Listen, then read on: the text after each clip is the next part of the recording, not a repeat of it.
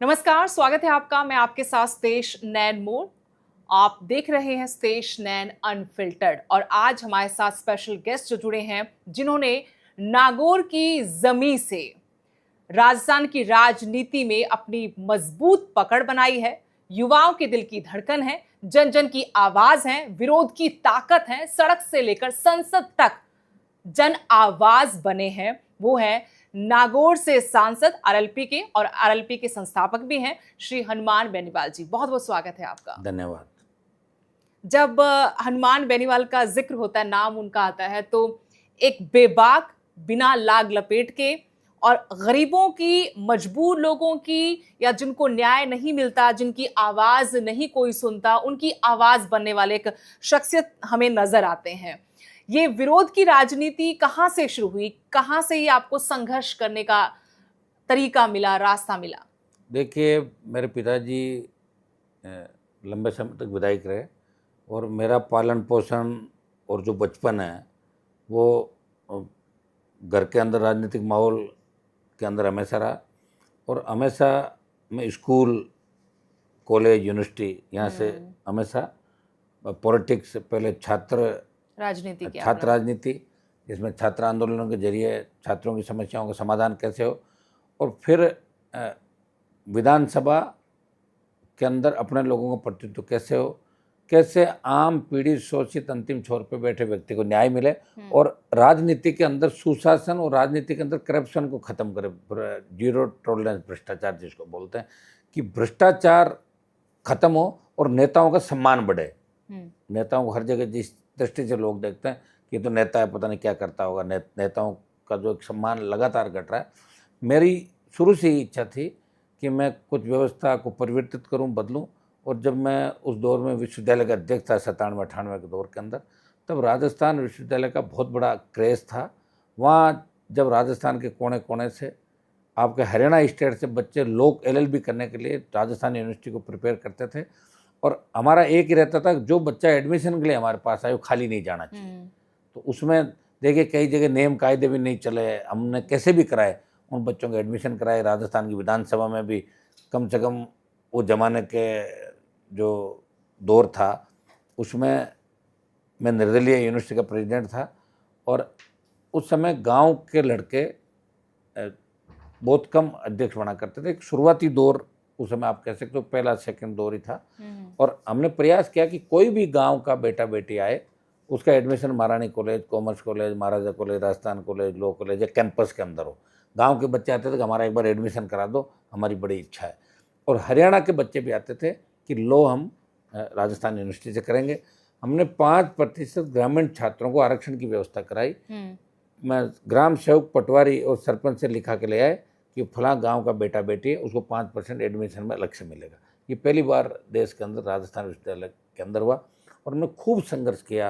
शायद विश्वविद्यालय अध्यक्ष रहते हुए भी मेरे पिताजी का उस समय देहांत हो गया था बीच में ही। बहुत बड़े छात्र आंदोलन में मैं जेल भी गया, और जेल के अंदर 17 दिन तक भूख हड़ताल करी। मैंने खुद स्वयं अध्यक्ष था मैं, और शायद पहला अध्यक्ष था उस दौर का जिसने इतना ज़्यादा जेल के अंदर रहकर संघर्ष किया। मेरी तबीयत भी बिगड़ गई थी जेल के अंदर। 1997-98 का दौर था। मैं सरकार से लड़ रहा था, लेकिन सरकार को झुकाया, और केंद्रीय कारागृह में 3 मंत्री राजस्थान सरकार के, और मेरे पिताजी जो जमाने के अंदर बीजेपी के अंदर हुआ नेता थे, ये चारों जेल के अंदर राजस्थान सरकार की तरफ से समझौता करना है। शायद पहला हिस्ट्री के अंदर होगा कि 3 मंत्री और 4 नेता जेल के अंदर। पिताजी तो बेटे के अधिकार के रूप में, भाई मेरा बेटा भूख हड़ताल करा, इसका स्वास्थ्य बिगड़ जाएगा।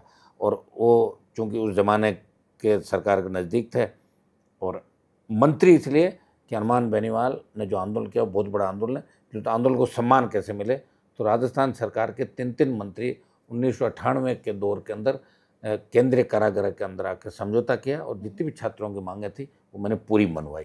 मैंने अध्यक्ष रहने के बाद ज़्यादातर लोग क्या करते हैं, वो MLA MP बनने के लिए भागते हैं और विश्वविद्यालय को छोड़ देते हैं। उस ज़मीन को इतना ही यूज करते हैं जितना अध्यक्ष बनने के समय उनके लिए होती है। जैसे अध्यक्ष बना दूसरे कामों में किसी बड़े नेता को पकड़ लेते हैं, बड़े नेता को पिछलगू बन जाते हैं, बड़े नेता के पिछलगू बन जाते हैं, बड़े नेता को पकड़ लेते हैं। और एक हमारे जितने भी अध्यक्ष है करीब, मुझे कहना नहीं चाहिए, लेकिन जमीनों में कारोबारी हो गए, जमीनों पर कब्जा करना, ये करना, पैसा कमाना, ये अध्यक्ष के साथ यूथ की ताकत होती है। उस ताकत का दुरुपयोग वो करते थे। अच्छा। हमने कुछ भी नहीं किया। आज आप मानोगे कि मेरे पास देश में सबसे बड़ा यूथ है, लेकिन मेरे पास राजधानी में 1 इंच जमीन नहीं जयपुर के अंदर।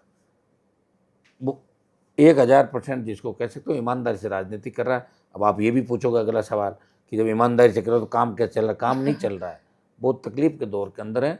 एक ईमानदारी हमारे पास सबसे बड़ी ताकत है। ईमानदारी, स्वाभिमान जो जाट के खून के अंदर होती है। जाट की परिभाषा ही यही होती है कि ईमानदार होता है, रक्षक होता है और बात का धनी होता है। वो हनुमान बेनीवाल ये करके दिखा रहा है। और इसीलिए हमेशा एक विद्रोह, क्रांति, क्योंकि भगत सिंह मेरे आदर्श थे, सुभाष चंद्र बोस, वीर तेजाजी महाराज, महाराजा सूरजमल, राणा प्रताप, जो लड़ाके थे, जिन्होंने स्वाभिमान के खातिर लड़ाइयाँ लड़ी, वो तमाम जो क्रांतिकारी थे उनको मैं अपना आइडियल के रूप में हमेशा मानता अपने पिता से आपने, माता से आपने क्या सीखा? माता से इसलिए कि माँ का प्रभाव बच्चे पे सबसे ज्यादा होता है। मेरी माँ, दूसरा पिता क्योंकि सियासत में थे, मेरी माता जी तो अब 80 साल की उम्र हो गई, 5-7 साल से थोड़े बीमार रहने लगे। बाकी घर का खाना खुद ही बनाते थे। और मैंने उस जमाने में देखा जब हमारी बड़ी भाभियाँ, माता जी, परिवार की सारी लेडीज 200-200 लोगों का खाना खुद ही बनाते थे। मेरे पिताजी को बहुत शौक था कि 200-500 आदमी मेरे यहाँ खाए। बड़े जमींदार थे। और 1957 के दौर के अंदर 57 उसमें पेट्रोल की जीप रखा करते थे। और उस समय राजाओं के, जहाँ जागीरदारों के बच्चे पढ़ते थे, उसी स्कूल के अंदर पढ़ा करते थे। जमींदार, अच्छा परिवार था, लेकिन उन्होंने हमेशा चुनाव लड़े, एक ईमानदारी की राजनीति की। उनसे मुझे सबसे ज़्यादा जो मिला वो जिद और ईमानदारी, 2 चीज़ें उनकी थी। वो जिद्दी थे और बिल्कुल ईमानदार थे। इसलिए जो पुराने हमारे बिजनेस थे उस ज़माने के, वो सब इस राजनीति की भेंट चढ़ गए। हर चुनाव में देखते थे फादर ज़मीन बेच के चुनाव लड़ते थे।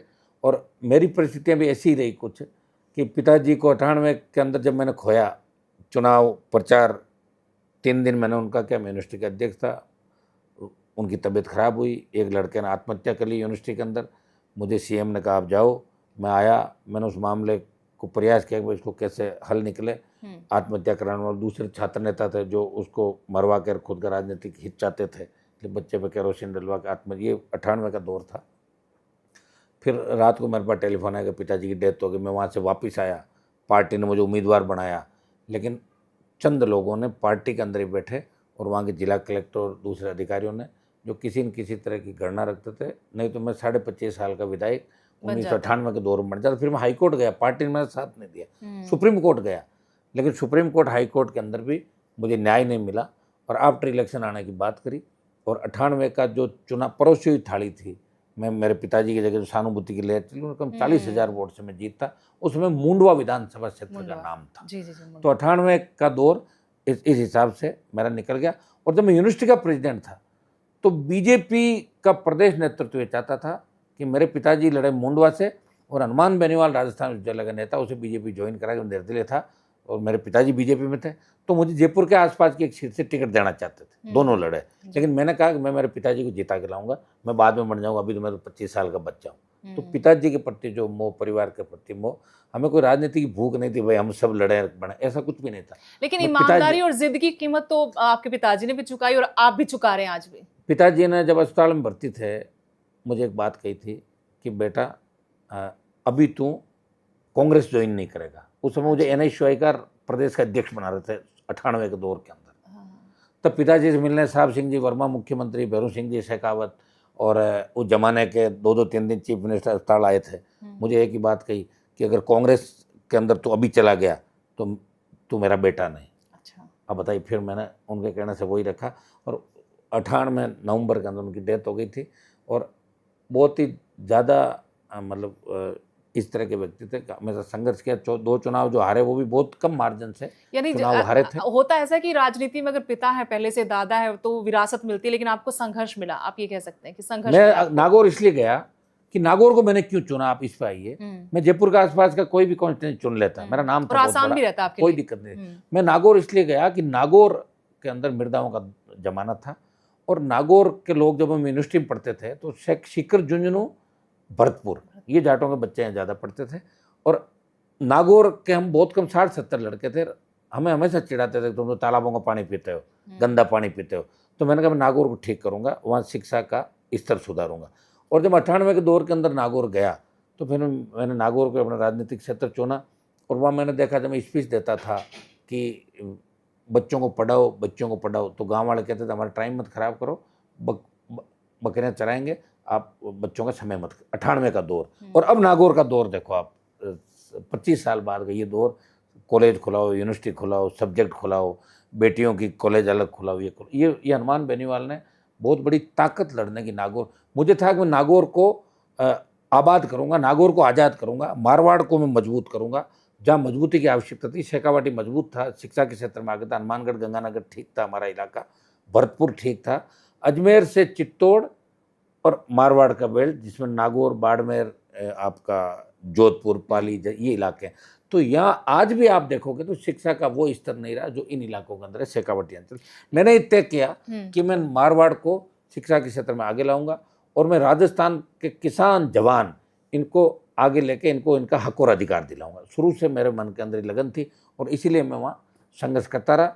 2003 के अंदर फिर मेरा टिकट वापस कटा, 99 में MP का टिकट दिया भारतीय जनता पार्टी ने, लेकिन जाट महासभा के समझौते के अंदर सीट चली गई। और जो जाटों का उस समय का चर्चित चेहरा था विजय पूनिया, जो बड़ा नाम था उसका, उसको भाई साहब कहते थे, उसको वहाँ उन्होंने उम्मीदवार बनाया। और फिर 98 के बाद 99 में मेरे साथ चोट हुई। फिर 2003 में वसुंधरा हमें दो में लेकर सब जगह घूमी। 2001 में कत्ल के झूठे केस के अंदर मेरे पूरे परिवार को गिरफ्तार कराया। वो भी हमारी समाज के नेता थे जो चाहते थे कि हनुमान आगे नहीं आई थी 302 के झूठे मुकदमे में। मैंने ही फ़ोन करके पुलिस बुलाई, मुझे ही मेरे परिवार को अंदर डलवा दिया सबको। और झगड़ा कोई और था, जहाँ झगड़ा था मैं था भी नहीं, तो मुझे 3 महीने जेल के अंदर रहना पड़ा। एक मेरे भाई जो बड़े भाई थे उनको सरेंडर कराया, उनकी जेल के अंदर ही हम दोनों जब अस्पताल के अंदर उनकी डेथ हुई। बताओ मैंने क्या क्या परिस्थितियाँ नहीं देखी। और फिर 90 दिन बाद जब मुझे रिहा किया तो उसके बाद भी सुप्रीम कोर्ट तक अपने ही समाज के बहुत से लोग मेरा विरोध कर रहे थे उस समय, और वो चाह रहे थे कि हनुमान जेल के अंदर रहे। हाँ। जेल के अंदर वो बाहर नहीं आए। लेकिन वो सारी परिस्थितियाँ मैंने देखी। 2 भाई मैंने खो दिए MLA बनने के बाद। दूसरे मेरे जो भाई थे वो भी 9 के अंदर विधायक बनने के बाद वो भी चले गए हार्ट अटैक से। फादर भी 60 साल की उम्र के अंदर गए। वो पहला भाई था वो 34 साल की एज के अंदर जो मेरे साथ थे। मैंने हर परिस्थिति देखी। मैंने मेरी माँ के आंखों में वो आंसू देखे जिस माँ के 7 बेटे थे हम, जिस माँ के पति विधायक मेरे पिताजी, 1000 बीघा जमीन, बड़े जमींदार, जहाँ 500 लोग रोज आ रहे हैं, वहाँ रोज बैठ रहे हैं, खाना खा रहे हैं, हर आदमी आ रहा है और इस हाथ से जा रहा। पुलिस हमारे पूछे बिना इलाके में एंटर नहीं करती थी। उस पुलिस की जीप में उस माँ ने अपने बच्चों को जाते हुए देखा और उसके अंदर माँ ने देखा कि एक बच्चा मेरा जिसकी डेथ हो गई वो आ रहा, दूसरा बच्चा कोर्ट की परमिशन से उसका दाह संस्कार करना आ रहा भाई का, और 5 घंटे बाद वो वापस जा रहा है और उसे जाते हुए देख रही मेरा एक तो चला गया, ये भी नहीं चला जाए। उस माँ की आंखों के अंदर मैंने आंसू देखे। मेरी माँ बहुत मजबूत है, आज भी 80 साल की, लेकिन वो कह रही है कि मेरा बेटा इस प्रदेश की और देश की सेवा करा, इसलिए मुझे कोई गम नहीं। जब भी हम कभी मायूस होते हैं, क्योंकि अब भाइयों में 2 भाई मेरे बड़े चले गए, एक भाई जो है मेरे से बड़े हैं, लेकिन सारे छोटे भाई हैं। वो मुझे 25 साल की उम्र में पिताजी के जाने के बाद ये एक जिम्मेदारी जो कहते हैं ना बचपन, वो बचपन संघर्षों के अंदर मेरा निकल गया। और 3 का जो चुनाव था उसमें वसुंधरा ने मुझे बहुत बड़ा धोखा दिया, मुझे पूरे राजस्थान में यूज किया। और उससे पहले 1999 का जो जाट आरक्षण आंदोलन था उसमें अगर विश्वविद्यालय का कोई अध्यक्ष पूरे राजस्थान में घूम रहा था वो हनुमान बेनीवाल ही था। लेकिन 99 में जाट महासभा ने मेरे साथ चोट करके मेरी टिकट काटी। 3 में फिर जाट महासभा और वही लोग वापिस उसी व्यक्ति को लेके जो 99 में था। आपको बहुत गिले शिकवे हैं जाट समुदाय की लड़ाई लड़ रहे हो आप। जाट समुदाय, लेकिन उस समय की जो महासभाएं थी, महासभाओं के अंदर जो 4-5 पर्टिकुलर लोग 4-5 लोग थे। 3 के अंदर फिर मेरा टिकट कटा, मैं निर्दलीय लड़ा। और मुझे दुख है कि धर्मेंद्र हेमामाल ने उस तथाकथित जो जाट समाज का नेता था उसके प्रचार में आए, प्रचार के लिए रोड शो किया और टंकी पे चढ़ के धर्मेंद्र ने वोट मांगे, कूद जाऊंगा। उस समय मेरा समाज इतना पढ़ा लिखा नहीं था, फिर भी जाट समाज के 70% वोट मुझे मिले। उस समय 30% वोट अलग गए, अदर कास्ट के वोट मिले। और मेरे सामने एक यादव कैंडिडेट जिसकी शादी जाटों में रखी थी वो 2003 के अंदर जीत गई थी। आपको कभी ये नहीं लगा कि मुझे नुकसान हो रहा है एक ही कौम की राजनीति करने से, जाट समुदाय की राजनीति? नहीं, कौम की राजनीति इसमें आपके अपने भी आपका नुकसान करते हैं और दूसरी जातियों के वोट भी कट जाते हैं। देखिए मेरे कौम का भला मैं चाहता हूँ, लेकिन मैं साथ साथ दूसरी कौम का भी भला चाहता हूँ। मैं हमेशा कहता हूँ जाट, गुजर, यादव, मीणा, मुस्लिम, मेघवाल, तो तमाम चीज़ें आप लोकसभा के अंदर मेरी स्पीच सुनोगे, तमाम जातियों को साथ लेके मैं हमेशा चलाऊँ। और मैं वीर तेजाजी महाराज, जिनके बारे में आप लगातार अब सुन रहे हो, मैं आगे आपको इसके अंदर बताऊंगा। तो 3 का जो चुनाव था, मेरे पे झूठा कत्ल का केस था, परेशानी में था मैं, मेरे सामने तथाकथित व्यक्ति को उतारा और पूरी जो राजस्थान के बड़े जाट आप जिनको कह सकते हो 3 के अंदर जो अधिकारी थे बड़े वो सब उसका प्रचार कर रहे थे। अच्छा, लेकिन मशीनरी का पूरा मैं पूरा, और कांग्रेस को मैंने 3rd नंबर पर डाल दिया 3 में। फिर 2004 लोकसभा चुनाव आया, तो बीजेपी का एक खेमा जो मुझे मदद कर रहा था, और भंवर सिंह डांगावास MP के कैंडिडेट बने, जो मेरे पिताजी के मित्र थे, चौधरी थे, उन्होंने ज्वाइन किया और उन्होंने मुझे कहा कि आपको हमारे साथ रहना होगा। मेरे सामने एक ही मजबूरी थी कि या तो मैं कांग्रेस में जाऊं या भाजपा में, क्योंकि उस स्थिति में मैं स्टेट के अंदर कुछ नहीं कर सकता उस समय। तो मैंने भंवर सिंह जी की वजह से बीजेपी के ग्रुप से बात की और बीजेपी का मैंने प्रचार किया और भंवर सिंह जी को चुनाव जीता दिया, मैंने कांग्रेस को हरवा दिया। लेकिन 6 महीने बाद ही वापस मेरी लड़ाई भारतीय जनता पार्टी के अंदर वसुंधरा से लड़ाई हो गई थी, जब डीडवाना के अंदर जीवन गोदारा की, अनंतपाल और इसकी अंगना हत्या की, गुर्जर आरक्षण का आंदोलन चल रहा था। मैं अपने आप को रोक नहीं पाया और मैं अपने समाज के लिए, गुर्जर समाज के लिए वापस सड़कों पे बीजेपी के अंदर रहते हुए बीजेपी के खिलाफ मोर्चा मैंने खोल दिया था। कोई पर्सनल उनके साथ नहीं थी आपकी? ना, कुछ भी नहीं। मैं वसुंधरा जी से मेरी 3 का टिकट धोखे से मेरा उन्होंने काटा था। वो मन में था? वो तो अभी भी है मेरे मन में। अच्छा, अभी भी मेरे मन के अंदर है कि उन्होंने जो गाँव मुझे दिए थे उसको मैं कभी भुला नहीं पाऊंगा, पर्सनल जो अभी भी नहीं। हाँ, 100%। और उसका खामियाजा वसुंधरा को, स्थिति अच्छी नहीं है, मैंने तो करी और किसने करी। स्थिति उनकी अच्छी ऐसा है कि राजस्थान का जाट और राजपूत और गुजर वो उनको चाहता था। जाट राजस्थान का नौजवान, जब मैंने आंदोलन किए तो नौजवान हमारे साथ आ गया, राजपूतों का लीडर बन गए और गुजरों का अलग नेता हो गए, तो वसुंधरा अकेली हो गई। तो ये स्थिति उन्होंने हमारी खराब की और हमने उनको उसी स्थिति में लाके पटक दिया। लेकिन आपको नहीं लगता उस बात का खामियाजा राजस्थान की जनता भुगत रही है? तो जनता तो भुगत रही, लेकिन जनता तो वैसे ही भुगतती वसुंधरा के राज के अंदर। आप बताओ, अभी वसुंधरा जी ने तो ये सब काम किया ना, उस समय अगर सोच समझ के संघर्ष करने वाले लोगों को साथ रखती तो निश्चित रूप से हम 3 में विधायक बन के आ जाते सारे के सारे, तो उनको भी एक मजबूत ताकत मिलती। लेकिन उन्होंने जानबूझ के टारगेट किया। बाद में भी बहुत सी लड़ाइयाँ वसुंधरा से मेरी हुई, मुख्यमंत्री बनने के बाद 3 से 8, 13 से 18 हमारे इनकाउंटर करने के प्रयास किए गए। बहुत सी तकलीफों के दौर से मैं गुजरा था। 8 में बीजेपी चाहती थी कि मैं बीजेपी लड़ूँ, मैं निर्दलीय चाहता था, लेकिन लोगों ने कहा बीजेपी लड़ो, बीजेपी लड़ लिया। और 4 महीने बाद लोकसभा के चुनाव में फिर खिलाफ हो गया और मैं ज्योति मृदा कैंडिडेट, मैं और डीडवाना के विधायक हम लेके आए इसको। इसका कोई कुछ भी नहीं था, इसके पिताजी के मात्र 12,000 वोट आए थे। इसके ये बात आप बार बार बोलते हो कि ज्योति मृदा कोई नहीं थी, मैं बनाने वाला हूँ ज्योति लाया। मैं कह रहा हूँ इसको कोई नहीं जानता था साहब, थी नहीं। इसके चाचा और दूसरे जो हरिंदर मृदा और रिचपाल मृदा वो राजनीति में थे, तो ये तो गौण हो गया था परिवार। इसका परिवार तो गौण था, ये तो कुछ भी नहीं थे, नथिंग, जीरो। इसके जो चाचा थे भानु प्रकाश मृदा, उनको मेरे पिताजी ने बीजेपी चुनाव लड़ाया 97 में MP का, और वो जीत गए थे रामनारायण मृदा। ज्योति मृदा कुछ भी नहीं थी। रूपाराम डूडी और हमारा ये था कि हम किसी रामेश्वर डूडी कैंडिडेट चाहते थे, बीकानेर के जो अपने प्रतिपक्ष नेता थे, MP थे, और अशोक गहलोत और CP जोशी का कहना था कि रामेश डूडी को हम नहीं देंगे, रिचपाल हरिंदर। तो मैं बीजेपी में रहते हुए बीजेपी को हराना चाहता था। मेरा वापिस झगड़ा हो गया जीत के आने के 4 महीने बाद ही वसुंधरा से विधायक दल की बैठक में बिल्कुल आमने सामने हो गए, कई तरह की बातें हुई। तो मैंने कहा बीजेपी को हराऊंगा, तो कैंडिडेट कौन हो? फिर ये तय हुआ कि ज्योति। तो ज्योति के पिताजी मेरे पिताजी के अच्छे, उनका आन जान था, दोस्त है। मेरे फादर भी नाथुराम जी के पहले साथ थे। तो मैंने कहा राम प्रकाश जी की बेटी है तो इसको ले आओ, और उसको हमने टिकट भी दिलाया और चुनाव भी जिता दिया।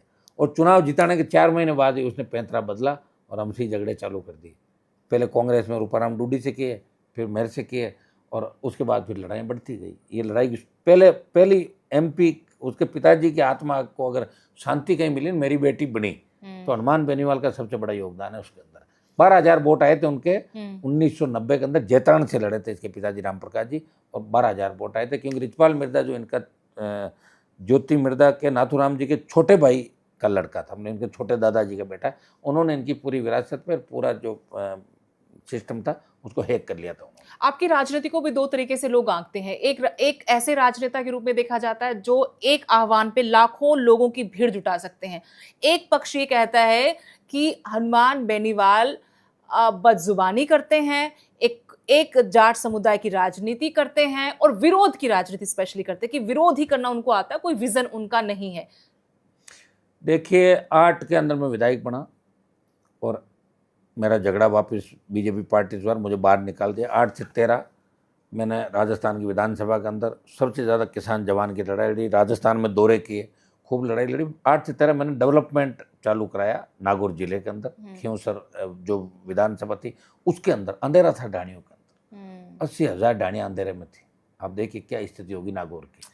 प्रत्येक ढाणी के अंदर बिजली, पानी, सड़क, स्कूल, कॉलेज ये मैंने चालू कराए 8 से 13। और फिर 13 के अंदर मैं निर्दलीय जीता जब बीजेपी का दबदबा वसुंधरा आई।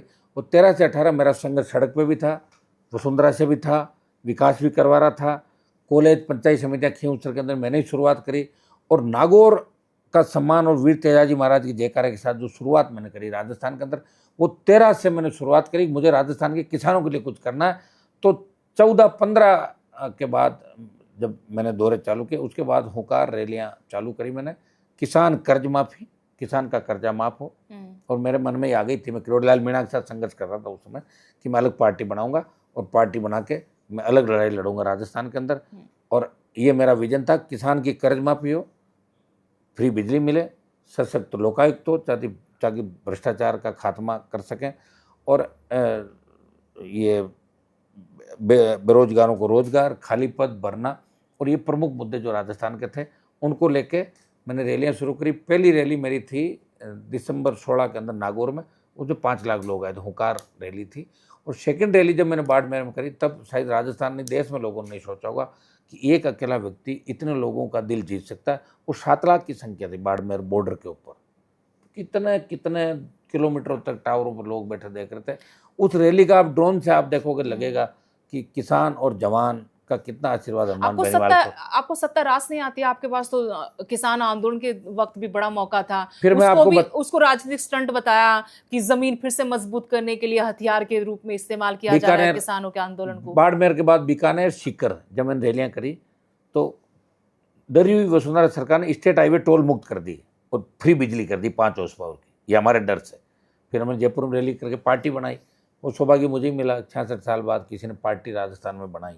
वो राष्ट्रीय लोकतांत्रिक पार्टी का गठन हुआ, पहली राजस्थान की पार्टी किसानों जवानों का आशीर्वाद से। क्योंकि पार्टियां पहले, हम देवीलाल जी, चरण सिंह जी, इनके नारे लगाते थे, हम बच्चे थे जब, हमारे पिताजी वगैरह भी लोक दल उसमें। लेकिन राजस्थान का कोई नेता या किसान का बेटा पार्टी बना के इस राजस्थान के जवानों को एक दिशा देने का प्रयास करेगा, नेतृत्व देगा, वो हनुमान बेनीवाल ने किसानों के आशीर्वाद से 29 अक्टूबर 2018 को पार्टी का गठन किया। और पार्टी का गठन करने के बाद 19 में मैं चाहता था कि लोगों का मानस क्या है। मैंने लोगों पर ही छोड़ा कि आप बताओ अपने को क्या करना चाहिए लोकसभा के। लोगों ने कहा मोदी से अलायंस करो और एनडीए के अंदर जाओ। तब अशोक मोदी से अलायंस किया, मैं खुद लड़ा, और अशोक गहलोत के बेटे को, जो अपने आप वो जादूगर कहते हैं, जोधपुर में जाके हराया। और 25 सीट जब अलायंस हुआ था, मैंने कहा था आपकी 25 सीट हम दिलाएंगे। बीजेपी ने कभी सोचा भी नहीं, 2 सीट मुझे दे रहे थे। बाड़मेर में मैंने सीट नहीं मांगी, मैंने कहा कैंडिडेट में मेरा दे देता हूँ, सीट आप अपनी रख लो। कैंडिडेट हमने चेंज कराया, मैं इसको चाहता था तो कैलाश चौधरी थे, और वसुंधरा जी किसी और को चाहती थी, उसको हम नहीं चाहते थे।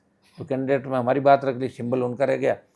और जब किसान आंदोलन हुआ तो हरियाणा, पंजाब और देश के प्रमुख किसान नेताओं ने, उत्तर प्रदेश के प्रमुख किसान नेताओं ने ये कहा, साहब अगर आप इस्तीफा दे दो तो जाटों के अंदर एक ज़बरदस्त मैसेज देश में जाएगा। तो मैंने कहा मैं तो दे दूंगा इस्तीफा, लेकिन मेरे इस्तीफे से क्या होगा बताओ, कि साहब हो जाएगा, आप एक बार इस्तीफा दो। तो मैंने पहली बार इस हाईवे को जाम किया। मैं 15,000 लोगों के साथ आया था। फिर मैं गृह मंत्री का मेरे पर टेलीफोन आया कि आप 10 दिन का समय दो हमारे को, अभी मत छोड़ो आप।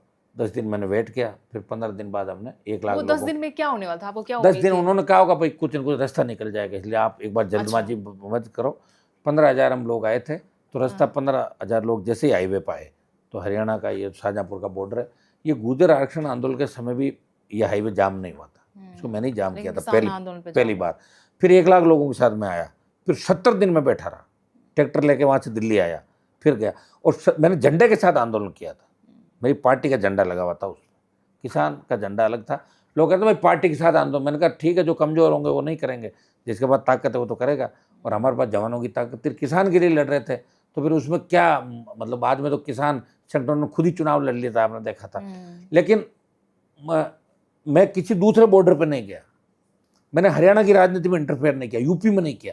और मैं हमेशा कहता था, 17 में जयंत का प्रचार करके आया, मैंने कहा उत्तर प्रदेश में जयंत को मजबूत करना है, हरियाणा में हमारे दूसरे भाइयों को मजबूत करना है, राजस्थान में आरएलपी को मजबूत करना, हमेशा इसी सोच के साथ मैंने काम किया। आपको रिग्रेट हुआ उस डिसीजन पे, बाद में पछतावा हुआ आपको कि मुझे एनडीए को नहीं छोड़ना चाहिए? ना कुछ नहीं पछतावा। मेरा जो जन्म है वो लड़ने के लिए हुआ, तो लड़ ही रहा हूँ ना मैं भाई। एनडीए को संघर्ष वाली, ये विरोध वाली राजनीति कितनी लंबी चल सकती है? क्योंकि आप भी समझते हैं, आप कह भी चुके कि मेरे पास कुछ बचा नहीं है।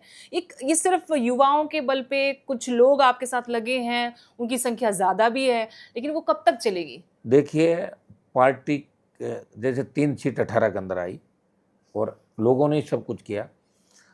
जब किसान आंदोलन में मैंने सत्ता छोड़ी तो मुझे लगा कि इस बार 15-20 से ज़्यादा विधायक आएंगे। हाँ। मेरे कुछ सिस्टम सही नहीं बैठा। कुछ आप इसको भी मान सकते हो कि एक बार जो संगठन का ढांचा या आप विश्वास हर किसी पे नहीं करते, हर को आगे नहीं लाते, आप अलग अलग सत्ता के जो केंद्र बनाते हो भाई, पावर को आप बांटते नहीं किसी के अंदर।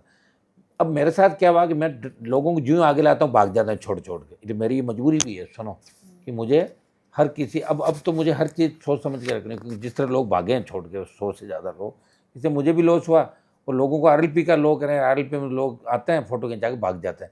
अब मैं धरातल पे वापस लड़ाई लड़ रहा हूँ और आप देखिए अभी राजस्थान में 1.5 साल में एक ही व्यक्ति लड़ता हुआ दिख रहा है, वो आरएलपी और हनुमान बेनीवाल, उस 1.5 साल से सड़क पर ही बैठा है। वो यहाँ भी लड़ रहा है लोकसभा में, वहाँ भी लड़ रहा है और नागौर में भी लड़ रहा है, और लड़ते लड़ते उसने अपना सब कुछ खो दिया। विधानसभा के अंदर एक सीट नहीं है, लेकिन लोकसभा में वो कह रहा है कि मैं आखिरी दम तक किसानों को लड़ूंगा।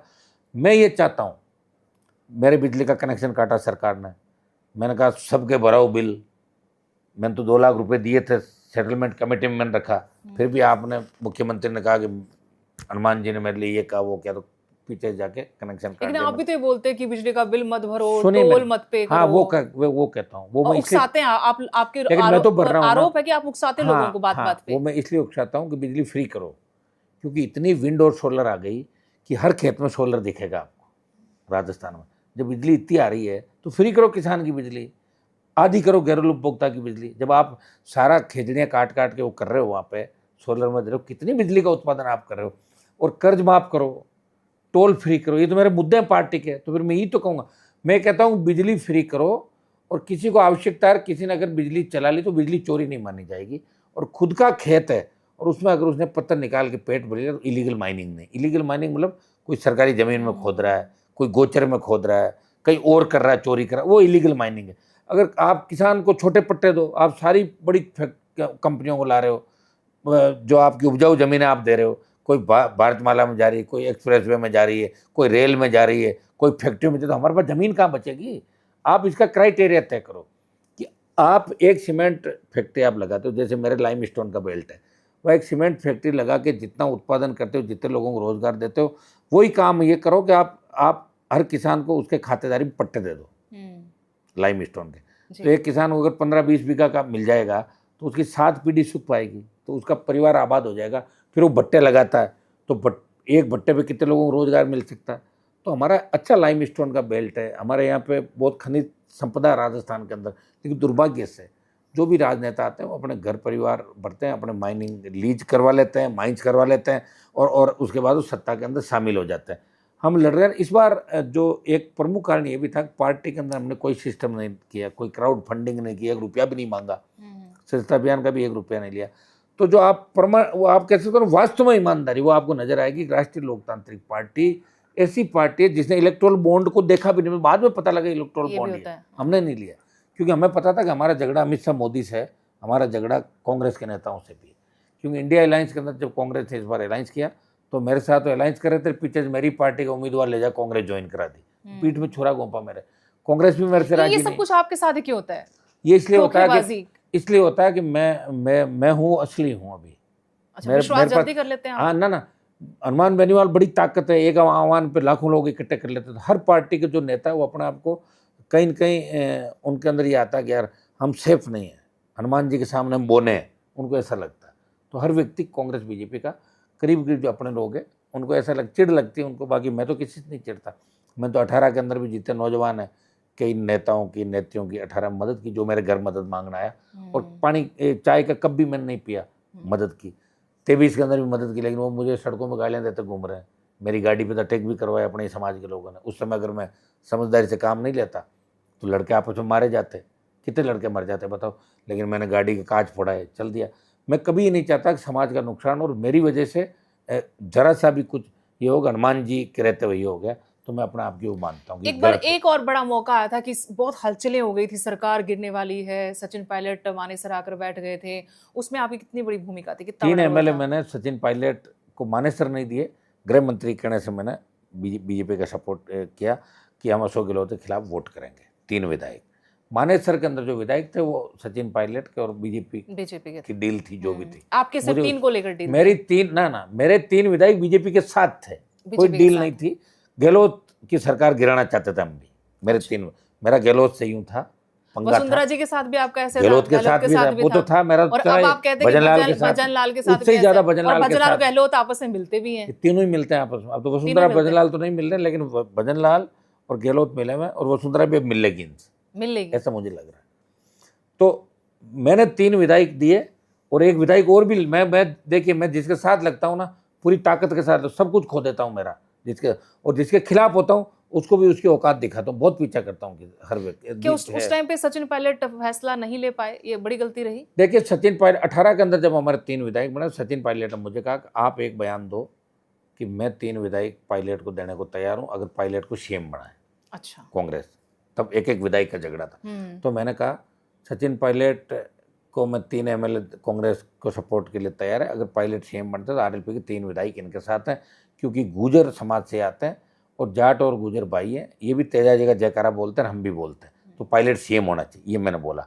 और दोबारा सरकार गिराने के समय मैंने उसका साथ दिया, लेकिन पायलट ने कभी बदले में साथ नहीं दिया। मेरी नुकसान मुझे कितना हो, पूरा प्रयास पहले भी किया और आज भी वो कर रहे हैं, गहलोत भी कर रहे हैं और पायलट भी कर रहे हैं, और तीसरे जो कांग्रेस के लोग वो भी कर रहे हैं।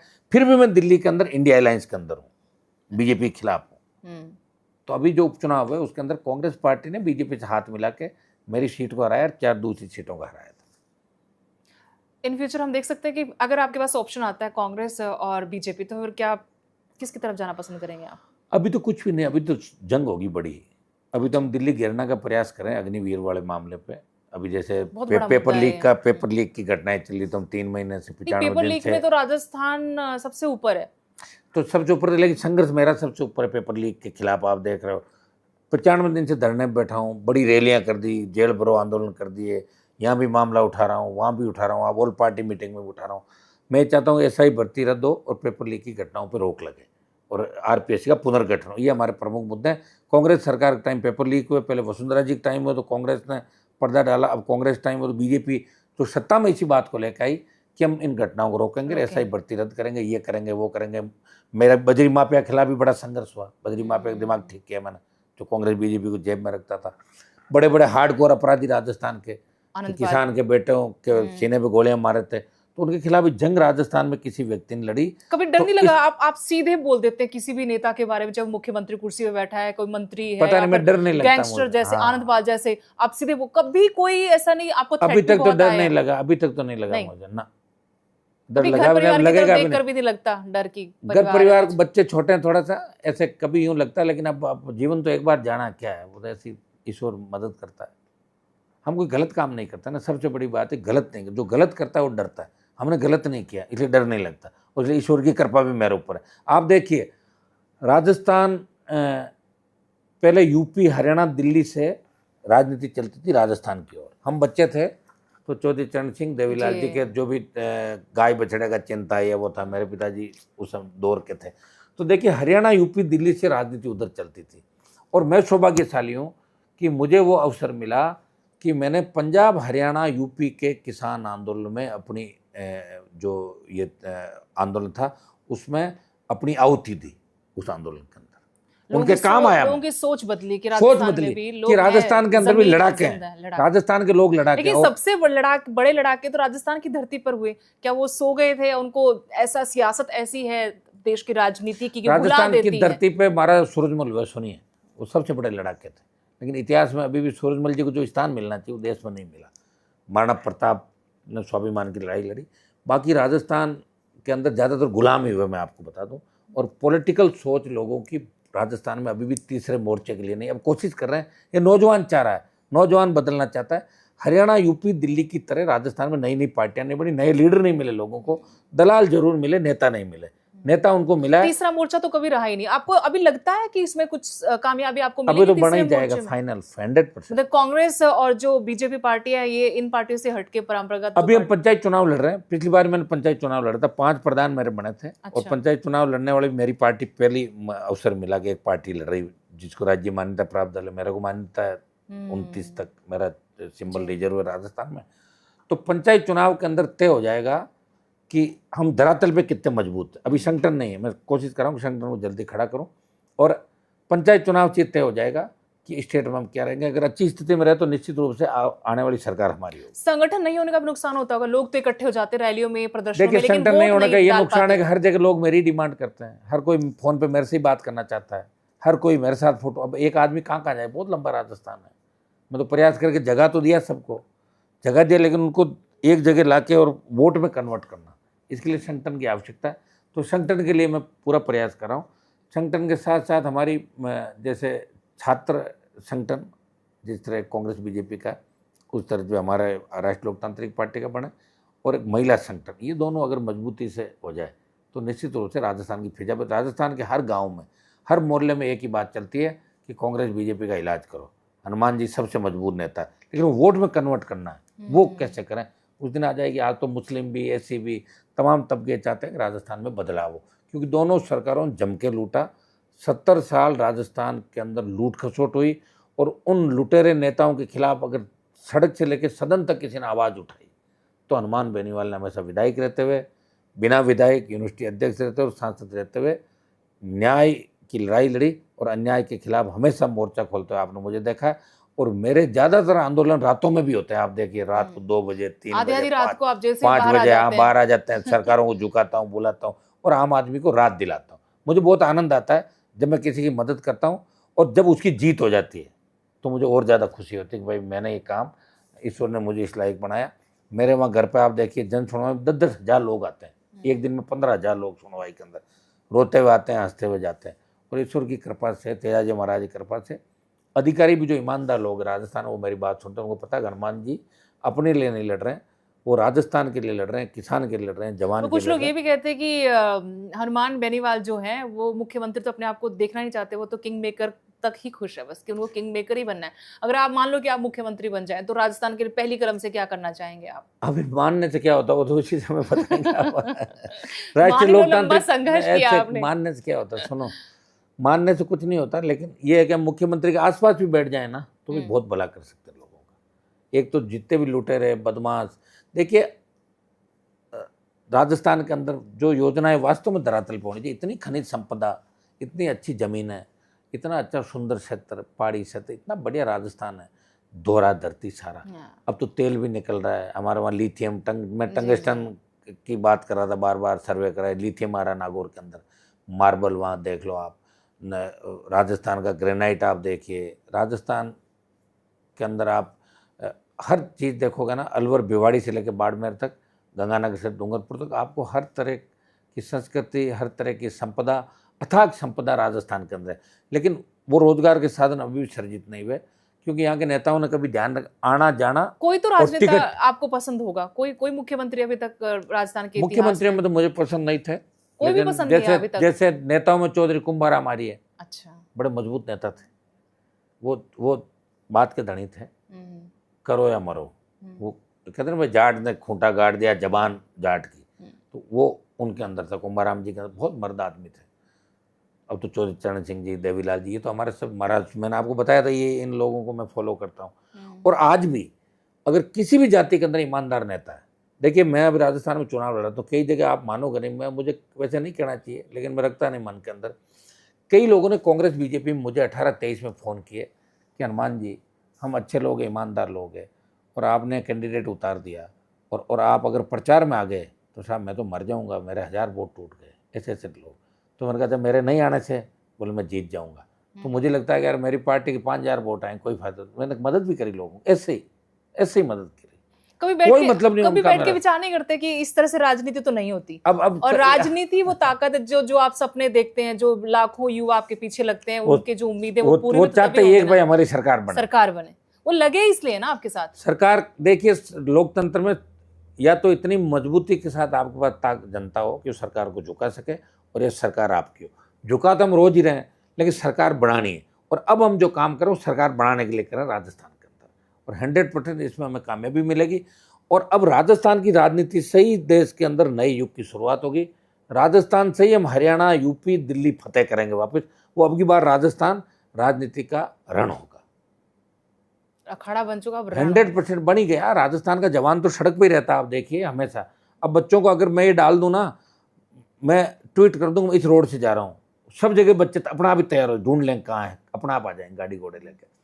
और ये डाल दूं फला जगह आना, अपना आप आ रहे हैं साहब। इसलिए मैं कह रहा हूँ दिल्ली में आगामी दिनों में जब घेराव होगा, रैली होगी, तब आप देखोगे कि देश का जवान अब देश की राजनीति पे कब्जा करना चाहता। राजस्थान छोड़ो, वो तो चाहता कि देश में जिस तरह हमारे चरण सिंह जी मजबूत थे, चरण सिंह जी का एक एम्पायर था देश में, उस तरह लोग चाहते हैं कि हम चरण सिंह जी का स्थान कैसे हासिल करें वापस।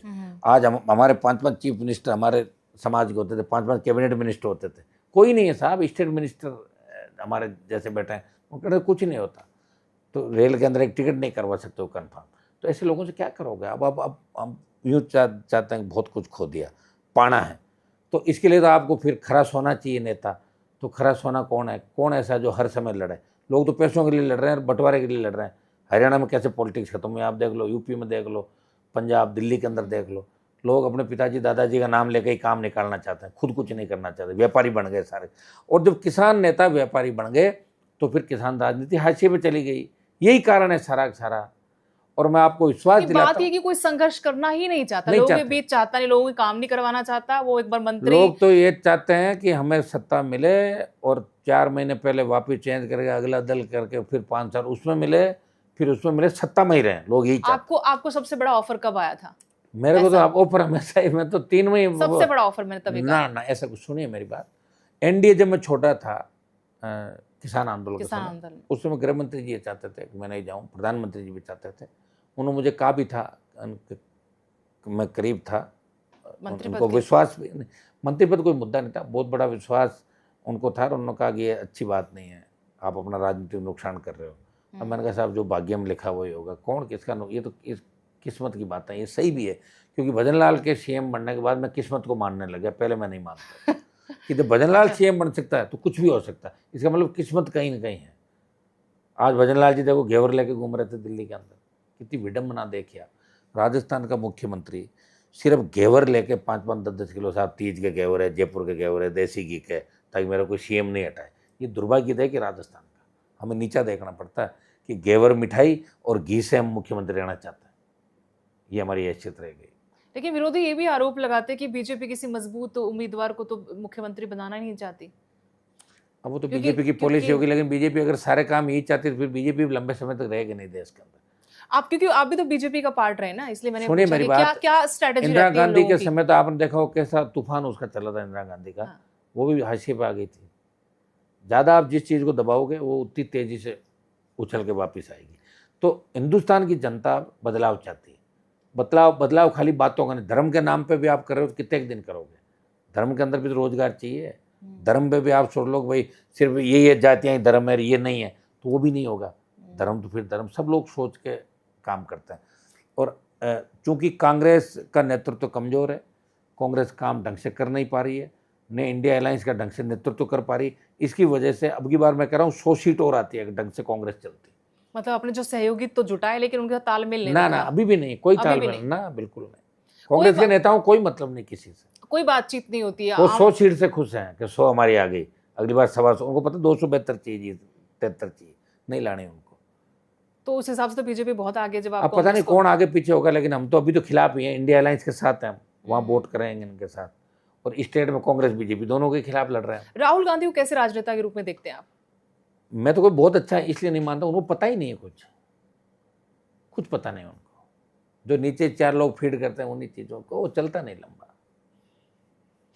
राजनेता तो देखिए जमीन से जुड़ा हुआ व्यक्ति होना चाहिए। राहुल गांधी को पता होना चाहिए कि राजस्थान में कौन ताकतवर है, उत्तर प्रदेश में कौन ताकतवर है, हरियाणा में कौन ताकतवर है, पता ही नहीं उनको। आप हरियाणा की राजनीति के ले लो, अगर भूपेंद्र जी हुड्डा, दीपेंद्र हुड्डा अगर सही ढंग से सबको साथ लेके चलते, हम सबको चुनाव में झोंक देते तो 15 सीट बढ़ जाती, सीएम बन जाते। लेकिन दुर्भाग्य दे कि अपने लोग कौन से समझते हैं, सही समय पर नहीं समझते, नहीं समझते। खामियाजा पूरी कौम को भुगतना पड़ता है और हम सबको भुगतना पड़ता है। अब आप मेरे पे भी ये बात कहोगे आप भी ये कर लेते, लेकिन मैं उस समय आवश्यकता थी, किसान कौम के सम्मान की लड़ाई थी और मोदी जी का एक बार अहंकार तोड़ना था, इसलिए हनुमान बेनीवाल को शहादत देनी पड़ी कि मोदी का अहंकार कैसे टूटे। अकेले अकाली दल ने छोड़ दिया तो राष्ट्रीय लोकतांत्रिक पार्टी भी छोड़ेगी। यहाँ से अभय सिंह चौटाला ने भी इस्तीफा दिया। चलो वो वहाँ विधायक थे, उन्होंने दिया, लेकिन एनडीए के जो पार्ट थे, एनडीए के पार्ट हम दो ही थे, आरएलपी और अकाली, और अकाली छोड़ दी। ये जो आपके साथ हुई, ऐसा हमने देखा जब पंजाब में इलेक्शन हुए, अकालियों को उसका रिजल्ट वहां नहीं मिला, किसान आंदोलन का, भले ही वो उन्होंने एनडीए से अलग हो गए, वो बड़ा फैसला किया, अकालियों ने छोड़ी सिर्फ इसलिए थी वापिस सत्ता पाने के लिए। देखो मैं आपको बताऊं, और हमने मन से छोड़ी। अच्छा, हमने मन से छोड़ी ना वो तो कि रिवाइव कर लें, नहीं, लेकिन कहा वो तो कितनी बार सीएम रहे, वो तो 50 साल 60 साल तो उनके पास राजनीति थी। अकालियों की और आरएलपी के अंदर अंतर था। आरएलपी तो उभरता हुआ था, मैं नहीं छोड़ता तो मिनिस्टर बन जाता, तो फिर बाद में समझौते में सीटें लेके फिर अभी मेरे मंत्री रहते, तो सब समझौते में। ये जैसा आपकी ये पार्टी है ना उत्तर प्रदेश में, अपना दल, जी अपना दल अगर बीजेपी से अलायंस नहीं हो तो अपना दल की एक भी सीट नहीं आए। बीजेपी का फायदा उनको मिल रहा है और मेरा फायदा बीजेपी को मिल रहा था, मेरा फायदा कांग्रेस को मिल रहा है और कांग्रेस मुझे ही मार रही है। मेरे से बीजेपी ने मेरा शोषण किया, फायदा उठाया बार बार, और जिस वसुंधरा से लड़ा, अगर मैं नहीं लड़ता तो वसुंधरा को सीएम कौन रोकता?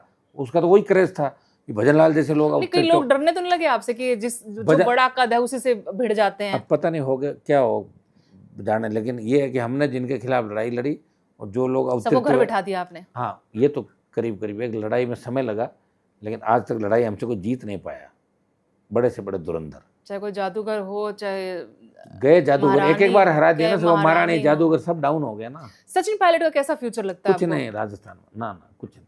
संघर्ष के नेता नहीं है ना, वो एयर कंडीशन दिल्ली और विदेश उनको मुख्यमंत्री बना दो बस, कह रहे थे मुझे। मैंने कहा आप क्या चाहते हो कि बस सीएम बन जाए एक बार। अभी तो कई बार मुझे फोन किया, कॉफी पियेंगे 3 दिन बाद, वो 3 दिन इनके तो आए नहीं कभी। क्या अगले बार मिलता है बेनीवाल जी सीएम हाउस में, कॉफी पीते हैं। आप पता नहीं सपने लेते हैं वैसे सपनों पर तो अधिकार नहीं है, सपने तो कोई भी ले सकता है, इधर हर आदमी का अधिकार है, रो कौन रहा है। लेकिन सचिन पायलट को जिस तरह अपने पराये कौन है वो पहचान उनको नहीं। हमने तो बहुत साथ दिया, बहुत मतलब मौका था उनके पास एक टाइम, वो हो सकता था, टीम जोड़ सकते थे। राजस्थान में एक दौर जब आया, किरोड़ीलाल मीणा, हनुमान बेनीवाल, घनश्याम तिवाड़ी 18 के अंदर, डॉक्टर साहब छोड़ गए, फिर घनश्याम जी चले, मैं अकेला रह गया, फिर भी 3 एमएलए ले आया। उस समय हम तीनों रहते तो 50 एमएलए लाते, 23 में रहते तो 125 ले आते। लेकिन कहीं न कहीं पॉलिटिकल समीकरण, ऐसी स्थितियाँ भौगोलिक दृष्टि से रही कि एक दूसरे के साथ नहीं दे पाए। मैं वही हूँ, मैं जहाँ था वही हूँ, लगातार लड़ रहा हूँ, और एक अंतिम लड़ाई 28 की मैं और लड़ूंगा। अंतिम लड़ाई आपकी 28 की? अब अंतिम लड़ाई इसलिए कि 28 के बाद उम्र भी धीरे धीरे बढ़ रही है ना, फिर बार बार थोड़े जगेंगे तो जाग जाएंगे, फिर नहीं तो कभी नहीं, तो जगे हुए सो जाएंगे, फिर जो पुराने जगह वो सोने लग जाएंगे। नया ये आदमी तो जग रहा है, लेकिन जो ज़्यादा जगह वो सो जाएंगे। फिर वही आपने कहा लोग थक जाते हैं, विपरीत रहते हैं, सही बात है। लोग सत्ता के अंदर लोगों को आनंद भी आता है कि रिलैक्स रहता है, हम तो कभी रिलैक्स रहे ही नहीं, कब दिन कब रात, परिवार, तकलीफ, आप देखिए। नहीं, वो जो जोश भी आपके साथ आता है ना, वो चाहे किसी एक तबके का हो या यूथ का हो, वो भी कितने, वो भी तो एक उम्मीद में आपके साथ लगा हुआ कि हमारी आवाज को बुलंद कर रहे हैं हनुमान बेनीवाल। देखिए देश में सत्ता नहीं होगी तो कितनी आवाज बुलंद कर लोगे? किसान राजनीति एफआईआर रद्द करवा दोगे, कोई मांग मनवा दोगे उनकी। देश में किसान राजनीति हादसे पे चली गई। जाट आरक्षण आंदोलन जब हरियाणा के अंदर बहादुरगढ़ तक में आया था, मैं विधायक था उस समय, और यहाँ जब लड़ाई झगड़े देखे इन नेताओं के तो मैं वापस चला गया। मैंने कहा यहाँ अपन मंचों पे कोई मतलब नहीं, यहाँ तो आपस में संघर्ष दूसरा हो गया। और हरियाणा के नेता अगर चाहते तो आरक्षण आंदोलन के अंदर जो बलिदान बच्चों ने हमारे दिया, आरक्षण मिल भी जाता और एक वो लिखी जाती। आज भी मैं कहता हूँ गुर्जर आरक्षण आंदोलन राजस्थान और जाट आरक्षण आंदोलन हरियाणा, ये हिंदुस्तान के सबसे बड़े आरक्षण आंदोलन, जहाँ शहादत दे के हरियाणा के जाट जब आंदोलन में थे तो मिलिट्री पीछे हट गई थी डरते हुए। तो आप इसे अंदाज लगा सकते हो कि हमारी कौम के अंदर तो लड़ाके हैं, लेकिन हमारे लीडर हैं उनके जंग लग गई। तो लीडर को कैसे तैयार करें? पैसे का खेल आ जाता है। बस सारा अच्छा लीडर जैसे ही आगे बढ़ता है वो नतमस्तक हो जाता है, प्रणाम करके अपने आका के गुलाम बन जाता है। तो हम ये चाहते हैं, इसलिए पार्टी अलग बढ़ाने का प्रयास किया, लेकिन लोगों को भी ये बात समझ में नहीं आ रही। लेकिन पार्टी बिना पैसे कहाँ चलेगी? तो अब उसका क्या इलाज? संगठन बनाना तो उसके लिए पैसा चाहिए आपको, संगठन का पैसा चुनाव चाहिए, लड़ना तो चुनाव पैसा के लिए चाहिए पैसा आपको। चाहिए, आप सही कह रहे हैं। तो अब कोई नया करेंगे क्राउड फंडिंग, या बैठ के कैसे कर सकते हैं, इस बार करेंगे कुछ ढंग से लोगों को मजबूत। कोई आइडिया नहीं आता आपको? क्योंकि आम आदमी पार्टी भी तो ऐसे खड़ी हुई थी, उन्होंने तो आप आज सही कह रहे हैं, उन्होंने तो बहुत पैसा भी कमाया, वोट भी लिए। वो तो मीडिया की देन है ना, मीडिया ने बहुत दिखाया उनको। मेरे को मीडिया 1 महीना दिखा दे लगातार सही, तो ही मैं सरकार बना लूँ 1 महीने में। मीडिया आपको नहीं दिखाता अच्छे से? एक वो थोड़ी दिखाता, वो जो मैं आज मान लो सोशल 5 मीडिया लाख की पे। रैली करता हूँ, वो तो नहीं मीडिया दिखाते। थोड़ी लिखेगा, मीडिया लिखेगा बड़ी भीड़ उमड़ी। लेकिन सोशल मीडिया पे तो आप दिखते हैं ना। सोशल मीडिया तो बाद में आया ना, अब आया तो आप- दिख ही रहा हूँ मैं। सोशल मीडिया तो है ही लेकिन कुछ सारा। लोग ये भी कहते हैं कि हनुमान बेनीवाल तो सोशल मीडिया पर दिखने के लिए या फिर हाइप क्रिएट करने के लिए, हेडलाइंस बनाने के लिए बेतुकी बयानबाजी करते हैं, कभी नहीं गुस्सा करते हैं, कभी नहीं नाजायज करता, बातें करते हैं, उकसाते हैं युवाओं को, और भाषणबाजी ज्यादा होती है। देखिए- विजन नहीं है, वो ये कहते हैं कि विजन नहीं इनके पास। मेरा तो पूरा ही विजन है। मैं तो कह रहा हूँ ना कि जैसे राजस्थान में मान लो आरएलपी की सरकार बन जाए, तो पूरा ही विजन है। कर्जा माफ कर देंगे, टोल फ्री कर देंगे, बिजली माफ कर देंगे, हो गया ना विजन। और क्या चाहिए? बेरोजगारी खत्म हो जाएगी, रोजगार देंगे लोगों को। ये कुछ लोग जो पैसा इकट्ठा कर रहे हैं वो कुछ लोग नहीं करेंगे, जनता में चला जाएगा, तो अपना आप ही जनता मजबूत हो जाएगी। आप गुस्से के बहुत चर्चे होते हैं, ये सिर्फ पब्लिक लाइफ में गुस्सा है, पर्दे के पीछे, राजनीति के पीछे कैसे है हनुमान बेनीवाल? नहीं तो रिलैक्स रहते मैं हैं? गुस्सा इसलिए करता हूँ कि मैं जो लड़ाई लड़ रहा हूँ, चाहता हूँ ना, वो आसपास सिरे के नहीं लोग इस चढ़ बात रहे, को लोग समझ नहीं पा रहे हैं। इसलिए कई बार आदमी गुस्सा आता है, रोबोट थोड़े, मैं भी तो आप आदमी अपने हूँ ना। लोगों पे भी गुस्सा हो जाता है। एक मंच का वीडियो बड़ा वायरल हुआ था कि आपने वो बच्चों बच्चे ने क्या उठा लिया नहीं और क्या प्रेम से उनको, कोई ऐसा मेरा मकसद नहीं था। प्यार करता हूँ तो कभी ऐसे थप्पी दे दी, लोग अरे थप्पड़ मार दिया। थप्पी होती है, थप्पड़ थोड़ा ही होता। थप्पी तो अपने यूं देते हैं ना बच्चे के भी। लेकिन आपसे मैं ये पूछना चाहती हूँ कि राजनीति से परे की जिंदगी कैसी है? मतलब वो व्यक्तित्व कैसा है जो आज तक शायद दुनिया के सामने ना आए? उसमें कोई उसमें किस तरह की बहुत इमोशंस? बहुत सिंपल देसी सीधा। एकदम। बच्चों के साथ, बच्चों से बहुत प्यार करता हूँ। मेरे बच्चों के साथ देश का कहीं का भी बच्चा और आम आदमी, मैंने कभी अपने आप में किसी तरह का वो महसूस नहीं किया कि मैं नेता हूँ या पार्टी का बॉस हूँ या वो हूँ। ये कभी मैंने फीलिंग मेरे पास नहीं आने दी। मैं इतना ही चाहता हूँ, हर व्यक्ति से अपेक्षा करता हूँ मेरे से झूठ नहीं बोले, और कोई छोटी मोटी गलती भी कर दे मुझे बता दे साहब चूक होगी। कोई झूठ बोलता है तो फिर मैं उसकी गहराई तक जाता हूँ। झूठ से मुझे सख्त नफरत है, झूठ से और बेईमानी से, ये मुझे नफरत है। अगर राजनीति में नहीं आती फिर क्या करते आप? वकालत करते हैं, कुछ खेती बाड़ी करते हैं, क्या करते हैं? कभी ऐसे राजनीति बैठ के में सोचा अगर कि मैं नहीं राजनीति आता, में तो मैं ये करता? नहीं आता तो कैसे, मैं तो आता पक्का ही राजनीति में, सोच ही रखा था मैंने। सोच ही रखा था। हाँ पक्का। स्टूडेंट पॉलिटिक्स ज्वाइन ही इसलिए की थी, अंदर तो कुछ तो क्रांतिकारी चलता था। शुरू से यही था ना, संघर्ष ही था, और संघर्ष को ही चुना शुरू से। और कभी सत्ता के लिए अपना जमीर नहीं बेचा, ऐसा कभी ट्राई नहीं किया कि मैं सत्ता में शामिल हो जाऊं। लोग दिन रात करते हैं, इसमें मिल जाऊं, ये कर लूं, बत्ती ले लूं, बंगला ले लूं, सुरक्षा ले लूं। इसी में मर गए आधे लोग, सिक्योरिटी के लिए और बंगले के लिए। दिल्ली में तो मरे ही नहीं था इसी के लिए, बंगला, सिक्योरिटी, ये जो सरकारी खर्चा, इसी मारे गए नेता अपने। लेकिन इसके अलावा कुछ आपको वैसे मनोरंजन के लिए कभी आप बैठते हैं तो क्या देखना को? फिल्म बच्चों के देखना, साथ मैं बच्चों देख के लेता साथ हूँ टाइम- टीवी। हाँ अच्छा। बच्चों के साथ टीवी देख लेता हूँ। कोई ऐसे मान लो पुलिस, आर्मी के कोई हो, पुलिस की कोई इन्वेस्टिगेशन जैसे होते हैं, सीआईडी इन्वेस्टिगेशन कोई दूसरे, और वैसे मैं लड़ाई वाली मूवी ज़्यादा देखता हूँ। हाँ मैं बता रहा हूँ, अच्छा, ये नेचर वहां पर भी नहीं, काम मैं करता शुरू है? से ऐसे ही देखता हूँ। ठीक है, जैसे बॉर्डर मूवी होगी उस सारी देखी है ना, सारी जो भी क्रांति, वो फिल्मों में क्रांतिकारी। अच्छी जो ये फिल्म होती है बिना लड़ाई वाली, उसमें मैं टाइम खराब नहीं करता, मैं देखता अच्छा। नहीं हूँ बिल्कुल। नहीं मैं नहीं देखता, वास्तव में नहीं देखता। तो वैसे सिनेमा के शौकीन है आप? अभी देखते हैं? सिनेमा इतना वक्त घर में मिल तो पाता जाके है? कम देखता हूँ। अपनी जिंदगी सिनेमा बना दिया आपने, नहीं सादे नहीं संघर्ष। ऐसा भी नहीं है, लेकिन बहुत कहाँ टाइम मिलता है मुझे। हाँ। हजारों लोग तो उठते ही आ जाते हैं, सोता हूँ जब तक लोग नहीं जाते, उनकी व्यवस्था कराता हूँ आखिरी सोशल तक। मीडिया आप अपने आप हैंडल करते हैं, टीम रखी है आपने? नहीं नहीं ऐसे ही बच्चे करते हैं, 1-2 बच्चे कर लेते हैं, बाकी आप देखते अपना तो भी पीछे मुड़ के कि अच्छा ये बुरी बात कुछ तो वायरल हो गई, देखता हूँ लोग- मैं। हाँ है ना? ध्यान तो अच्छा रखता हूँ। लगता होगा आपको? ना ठीक है, इतना कोई वो भी नहीं लगता। ऐसे ऐसे कई बार मैं सोचता भी, जैसे कई बार भाषण में इमोशनल हो जाता हूँ, बात फिर मैं सोचता हूँ मुझे नहीं होना चाहिए, ऐसा कई नहीं बार करना। बहुत गुस्से में आपको देखते, कई बार आप बहुत इमोशनल होकर बोलते हैं मेरे साथ तुम लोगों ने भी साथ दिया जिनके लिए मैं दिन रात मरता हाँ, सही हूँ, है, सही। सर्दी गर्मी बारिश। अभी हमने जयपुर का रण देखा था आपका, तो वहां पर भी इतनी गर्मी में आप बच्चों के साथ लगे हुए थे, तो बार बार आपके अंदर से चीजें आती हैं बाहर। खुशी दुख। मुझे इस बात की है कि राजस्थान का और मेरे समाज का मान और सम्मान मैंने देश के अंदर बढ़ाया, इसमें कोई दो राय नहीं। और आज अकेला भी मैं लोकसभा में बैठा रहता हूँ तो देश निश्चिंत रहें कि मेरे समाज के साथ साथ किसान, दलित, शोषित, पीड़ित तबके की आवाज़ रात तक वहाँ है। मैं अकेला ही बहुत हूँ, अकेला ही लड़ा हूँ विधानसभाओं में, लोकसभा में, और कभी मुझे डर नहीं लगा। आज भी मैं जब लोकसभा के अंदर गया था तो वैसे हमारे वो बड़े डंडे और वो अंदर तख्तियाँ ले जाने में बड़ी दिक्कत लगी, मैं लेके गया, जबरन ले गया था मैं, और उसको कहा कि हमारे बच्चे जिस तरह भील समाज के बच्चे झालावाड़ के अंदर गए, बिल्कुल हम बर्दाश्त नहीं करेंगे। इस तरह के दृश्य थोड़ी देख सकते हैं घर के अंदर। उस समय जब बात आती है तो कैसी विडंबना होती होगी। तो ऐसी चीज़ें मैं अपना आप ही करता हूँ, फिर मैं किसी को नहीं पूछता। मन नहीं कसूरता, क्योंकि आपके पास तो चलो आप एमपी हैं, जनता के नुमाइंदे हैं आप। झालावाड़ जैसी घटना घटती है, कोई देखने नहीं आता, फंड रिलीज है, लग नहीं रहा पैसा वहां पर।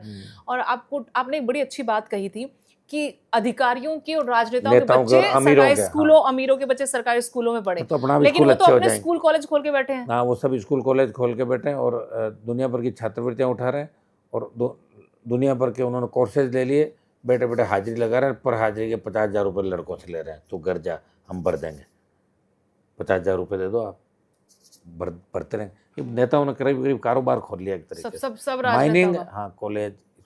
तो अब नेता व्यापारी हो गए ना, फिर क्या फर्क रह जाएगा बताओ। राजनीति में आना ही नहीं चाहिए लोगों को। मैं तो कह रहा हूँ बैन कर देना चाहिए सरकार को। मैं मांग करूँगा कि जो व्यापारी है वो पॉलिटिक्स में नहीं आए। तो सेवा कैसे करेंगे हम बताओ, व्यापार करेंगे तो हमारे हित भी फिर व्यापारियों के पक्ष में, कैसे किसान जवान की बात कर पाएंगे। मैं उठाऊंगा इस मामले को इस बार कि भाई ये बैन करना चाहिए। अग्निवीर का मुद्दा फिर आपने उठाया, सेशन चल रहा है पार्लियामेंट का, लेकिन अग्निवीर का मुद्दा हरियाणा में उठाया कांग्रेस ने, लेकिन वो बात क्या सिर्फ कांग्रेस की तरफ से चुनाव तक रहेगी? देखिए, 2 लाख अग्निवीर जब आया तो सबसे पहले झंडे के साथ मैंने राजस्थान में आंदोलन किया। लाखों लोग, हजारों लोग आए थे। जोधपुर में 2 लाख जवानों की रैली करी अग्निवीर के खिलाफ। यहाँ ऑल पार्टी मीटिंग में पेपर फाड़ के फेंके, लोकसभा में फाड़ के फेंके पेपर का, अग्निवीर समाप्त होना चाहिए। और मैंने 23 के अंदर ये बात रखी विधानसभा के अंदर कि अगर मेरी सीटें जीती तो अग्निवीर के लिए हम दिल्ली के अंदर बैठ के हम करेंगे। डरी हुई सरकार ने 25% अग्निवीर की जगह 50% कर दिया कि 50 को हम रखेंगे, 50 ही वापस भेजेंगे। और मैं फिर आज कह रहा हूँ, आज जो मैंने बोला आगे और बोलूँगा। और जिस तरह दिल्ली घेरने की हम बात करें तो सरकार अग्निवीर को वापस ले लेगी और तभी सेना का मनोबल बढ़ेगा। अग्निवीर समाप्त होना चाहिए। सबसे ज़्यादा हरियाणा, राजस्थान, पंजाब, उत्तर प्रदेश, दिल्ली, ये इन इलाकों के बच्चे हमारे आते हैं, किसानों के, हमारे समाज के सबसे ज़्यादा बच्चे सेना में जाना चाहते हैं। आज मैंने ये बात भी कही थी। और अग्निवीर समाप्त होना चाहिए, ये हम पुरजोर तरीके से मांग। कौन सी राजनीति ठीक है? गठबंधन की राजनीति में रहना पसंद करेंगे आप, सत्ता में रहना पसंद करेंगे, या फिर अकेला, जिस तरीके से मैं तो चाहता हूँ अकेले राष्ट्रीय लोकतांत्रिक पार्टी की सरकार बने, अकेले की, मैं ये चाहता हूँ।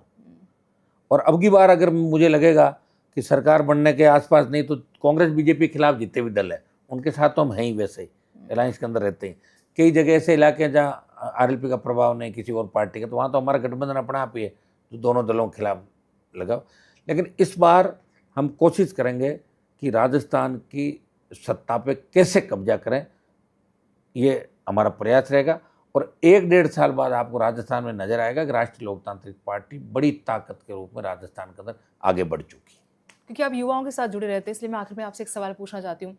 सिर्फ राजस्थान की राजनीति में आपको भविष्य नजर आता है कि ये युवा चेहरा आगे चल के हनुमान बेनीवाल या कोई और उससे बड़ा नेता हो सकता है, कोई उससे बड़ा नेता बनेगा और जनता की आवाज़ सुनाएगा? हनुमान बेनीवाल तो नहीं बन सकता कोई भी, वो तो एक ही बना। सुनो मेरी बात, जिसने परोसी हुई थालियों को ठोकर मार दी, जिसने व्यवस्था को बदलने की लड़ाई लड़ ली, जो न प्रधानमंत्री से डरा न राष्ट्रपति से, किसी से नहीं डरा, वो अपनों के लिए लड़ता रहा।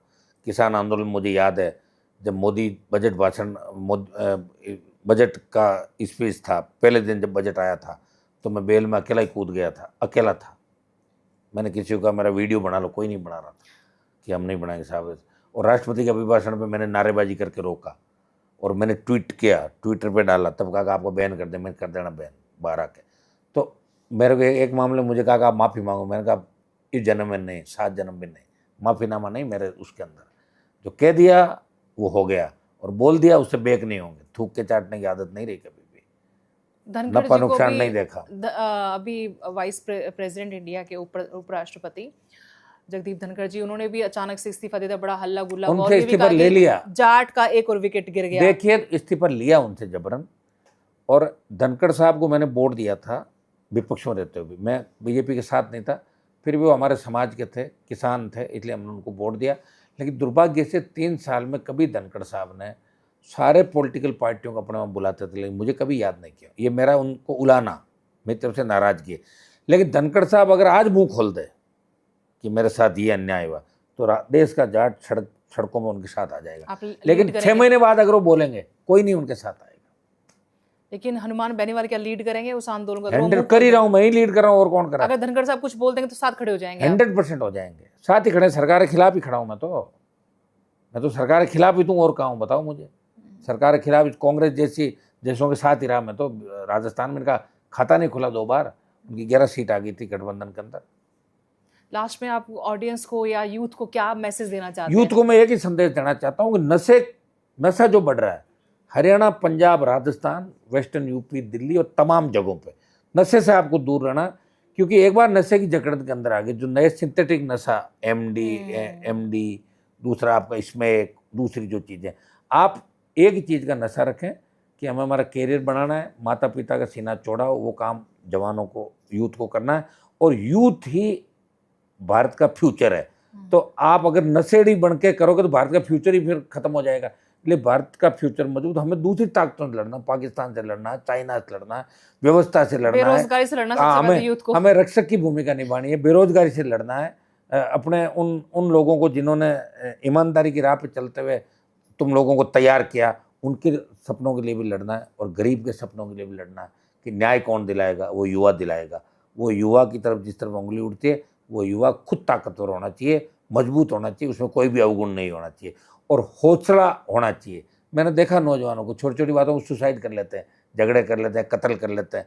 कुछ भी नहीं करना, ज़्यादा गुस्सा है तो एक बार पानी पी लो, 10 मिनट बैठ जाओ, फिर सोचो, और सोचने के बाद सब ठीक होगा। और उससे ज़्यादा लगेगा मैं कुछ नहीं मिला तो मेरे को याद कर लेगा हनुमान बेनीवाल, और मुझे पढ़ लेना कि इसके साथ क्या क्या तकलीफें 25-30 साल में पड़ी होगी। सब तकलीफ़ों को दूर करते हुए, सबसे लड़ते हुए, ये आप लोगों के लिए आपकी आवाज़ देश के अंदर बढ़ाए, एक छोटे से गांव से आके, और सब कुछ सत्ता का सुख छोड़ के वो इस देश के जवानों के लिए लड़ रहा है, और हर वर्ग के लिए लड़ रहा है। मुझे याद करोगे तो निश्चित रूप से आपको लगेगा कि हमारा भाई है जो हम सब के लिए लड़ रहा है, सारा सुख छोड़ के, तो अपना आप ठीक हो जाओगे। आप जल्दी, युवा नर्वस होता है, एक एग्जाम देता है, पास नहीं हुआ, सुसाइड कर लिया। एक बिजनेस किया, 2 लाख का घाटा हुआ, अरे मेरा घाटा हो गया, कहीं भी चला गया, किसी कोई फर्जी कंपनी खोल ली, ऑनलाइन गेमिंग में चले गए। कोई गलत काम आपको नहीं करना है, और निश्चित रूप से आने वाला भारत आपका है, ये मैं आपको विश्वास दिलाता हूँ देश के नौजवानों। चलिए, बहुत बहुत शुक्रिया, आपने वक्त निकाला। और मैं यही विश करूंगी, यही दुआ करूंगी कि आपको भगवान और ताकत दे, ताकि आप युवाओं की, लाखों लोगों की आवाज़ बने, जिनकी आवाज़ दबा दी जाती है, या फिर वो इस काबिल नहीं है इस समाज में, इस देश में, इस प्रदेश में, कि अपनी आवाज़ जहां पहुंचानी चाहिए, संसद तक, विधानसभा तक, वहां पहुंचा पाए। आप उनकी आवाज़ बने।